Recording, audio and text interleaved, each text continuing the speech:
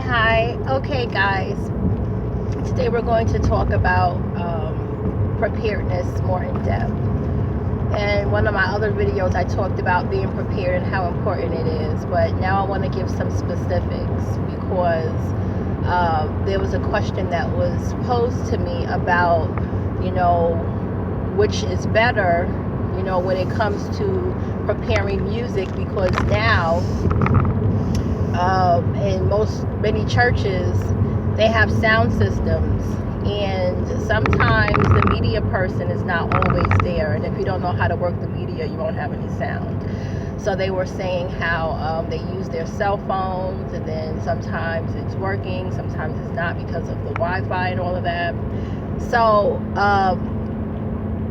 I'm sure that person is not the only person who has that issue, because I do see it also at my home church, and many times we do use the Wi-Fi, and every time it's a waste of time because it takes forever to get it up and going. It takes it forever, to put everything in order and and if we're doing it like with YouTube video just for the song, how they have the songs, it takes forever, then you gotta go stop it. I mean, it's just a lot, so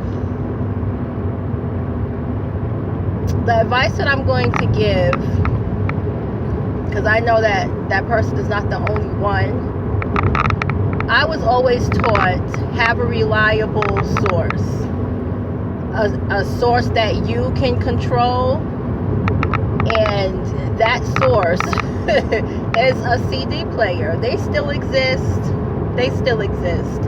CDs and CD players still exist, and when I'm teaching, that is what I prefer to use. And the reason why is because it's quicker and because it wastes less time.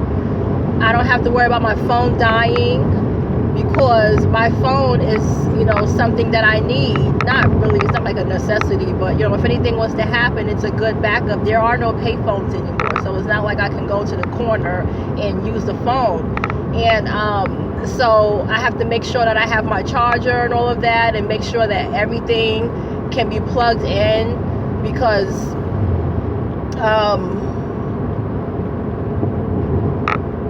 sometimes the outlets, there could be issues with the outlets or whatever, and then depending on the connection, sometimes I may not get the connection. Sometimes the church's system could be down or something like that, or something is happening, and then I can't get any music. And time again, it's always as if we spend about 20 minutes trying to get the music right, trying to get things up and running. So I'm not saying Wi-Fi and all of that, using your phones and stuff is bad, but it is bad when you spend 20 minutes of rehearsal time trying to get it up and running. So if that is your go-to and it's always reliable for you, then what you have to do is make sure you get there early enough where it's already set up. Setting up is not during the time of rehearsal. Our preparedness is always before our teammates come, and that is our preparedness as leaders. We are supposed to be there early.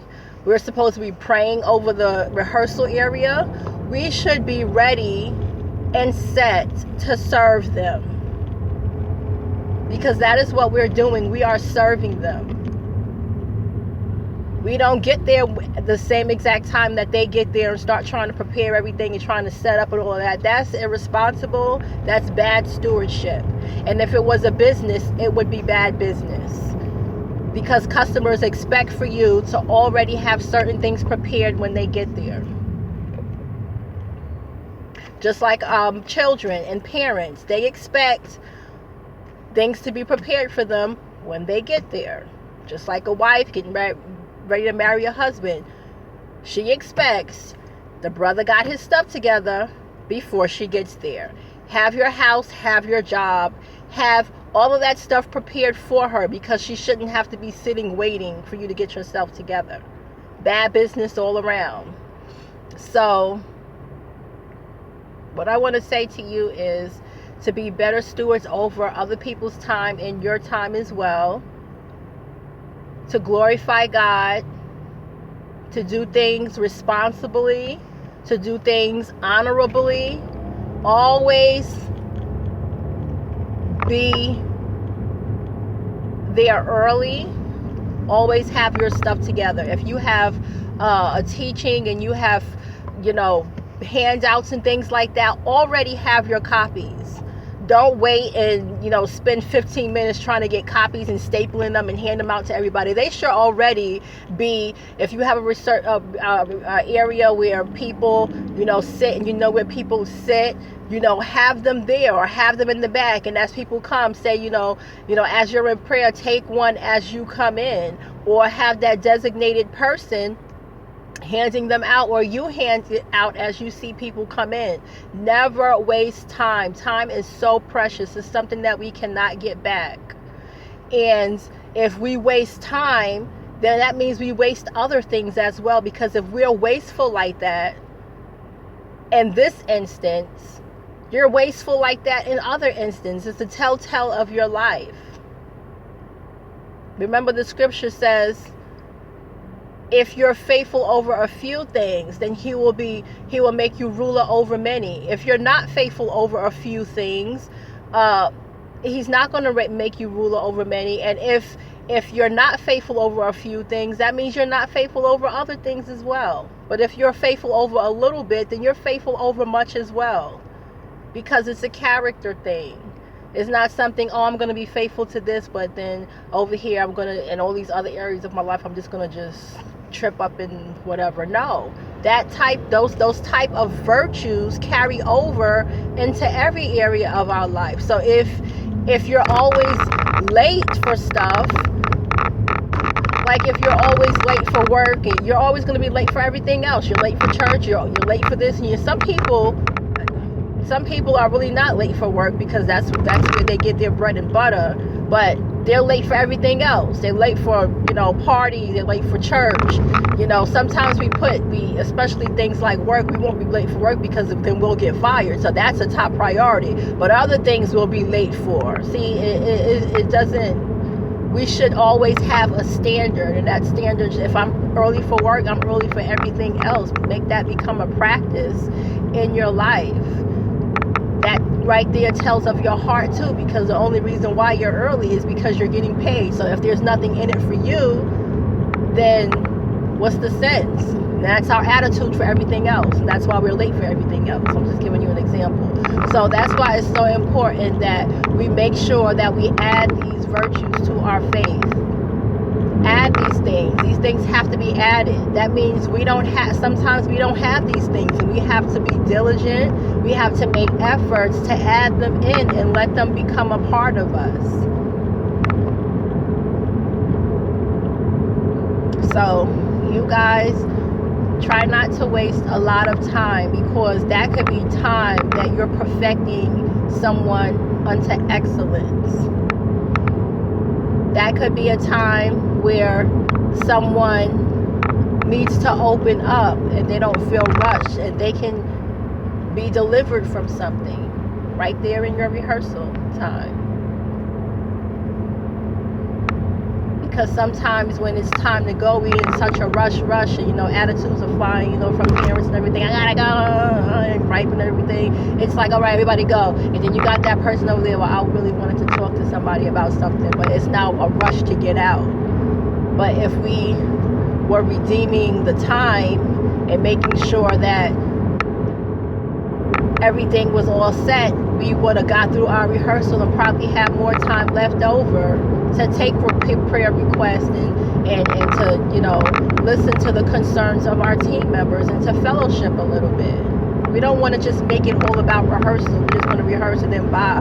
Everybody go your separate ways. I wanted to hug people's neck and be like, how are you doing? Are you okay? So what's going on? At least have a couple of minutes for that. Don't be so over rehearsal that now everybody has to go and everybody's running and scrambling out of the place because it's really late, and they got to get their kids fed, and they got to get their kids home. People got to finish their homework, and all of that. It's people got to get to their kids and try to spend time with their kids and their husband, before it gets really, really late, because then they have to go to bed. By the time you get home, it's bedtime. Things like that we have to really take in consideration. This is if you're having rehearsals during the week. And the same thing with weekends, people's weekends, especially kids' weekends. Their weekends is what they have, and that's something that they hold dear. And if we waste people's time, people are not going to want to bring their kids out on the weekends, on the Saturday. Because Saturday is the only day they can have, because Sunday they're in church, some kids all day. Then it's school again. So time is a very precious commodity, and we really have to take that into consideration. So when it comes to music, make sure your music everything is set up. Don't wait until everybody get there. You come there if you have to, an hour, a half an hour early. Make sure you got your stuff together. Your handouts and things like that. If you use the screen, make sure all of that stuff is set up. If you want to use the screen for everybody to look at, make sure you know what you're doing and everything is set up, so that you don't have to be scrambling and taking time. How this don't work, and spending 15 minutes trying to make things work. Don't do that. That's bad business. And people's patience is like, all right, everybody's sitting there in that waiting spirit, and that is the opportunity where people start becoming silly. People are talking, and then now you got to spend a whole another 15 minutes trying to get everybody back to focus. So we just spent about a half an hour trying to get things ready for rehearsal, and only 15 minutes to 20 minutes of rehearsal time. That's crazy. That's really crazy. Amen. So we got to really, really stick by the standards and our goals and visions and all of that stuff that we gave our team members on the first day of orientation, and the first time we meet. This is what we're going to do, and this is how we're going to do it. We have to really be consistent with that, because people are, your team members are going to start taking you not very serious, and then that is what they're going to be expecting all the time. And then you're going to see people who are serious dropping out, going other places, because they just tired of the foolishness. They're going to go start seeking other places to be trained, even if they have to pay for it.